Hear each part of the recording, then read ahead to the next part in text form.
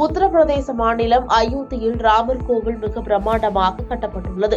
இதன் கும்பாபிஷேக விழா வரும் 22ஆம் தேதி கோலாகலமாக கொண்டாடப்படுகிறது.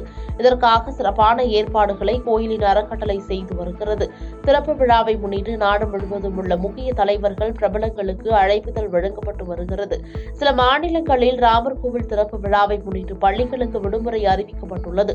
இந்நிலையில் மத்திய அரசு அலுவலகங்களுக்கு ஜனவரி 22ஆம் தேதி அன்று அரை நாள் விடுமுறை அறிவிக்கப்பட்டுள்ளது. அதன்படி 22ஆம் தேதி பிற்பகல் 2:30 மணி வரை நாடு முழுவதும் உள்ள அனைத்து மத்திய அரசு அலுவலகங்களுக்கும் விடுமுறை அளித்து மத்திய அரசு உத்தரவிட்டுள்ளது.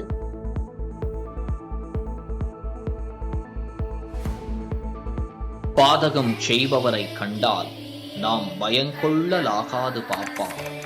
மோதி மிதித்து விடு பாப்பா, அவர் முகத்தில் உமிழ்ந்து விடு பாப்பா.